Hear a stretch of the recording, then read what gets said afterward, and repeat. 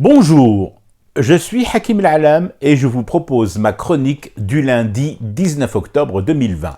Elle s'intitule « Mémoire d'un saint homme, Sidi Zikri ».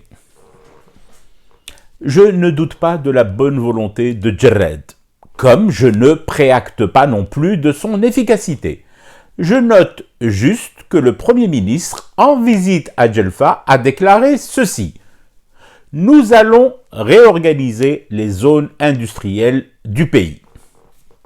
Dans un souci patriotique de contribution citoyenne, je souhaite apporter à Djerred mon témoignage. Dans mon berceau, un été 1962, un bon mois avant les festivités officielles du 5 juillet, j'ai entendu distinctement, par la fenêtre entrouverte de la chambre d'hôpital où ma mère venait de se libérer de moi, le Premier ministre provisoire de l'exécutif encore plus provisoire déclarer ceci.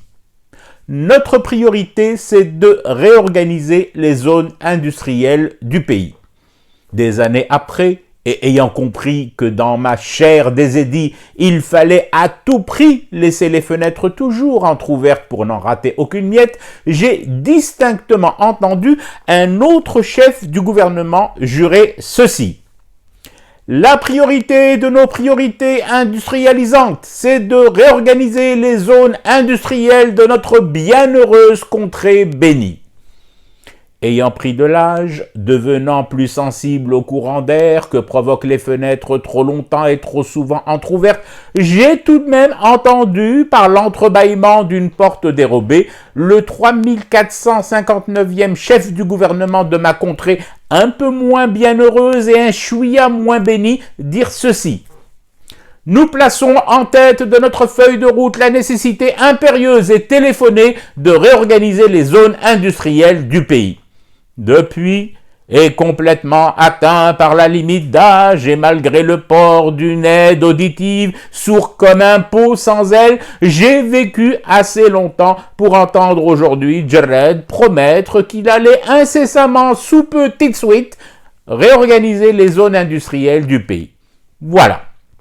Ce que j'en conclus, rien. Je suis patriote, donc je souhaite tout bonnement bon courage à Djerred. Et je me remets vite à mon occupation favorite, apprendre à mes enfants à toujours laisser une fenêtre entrouverte. Ça aère et ça sert vachement quand on sait qu'on va passer sa vie à fumer du thé pour rester éveillé à ce cauchemar qui continue. C'était Hakim Al-Alam, je vous retrouve demain. En attendant, je vous souhaite le meilleur. Et le meilleur en ces temps de pandémie, ce sont les gestes barrières et les mesures de distanciation physique.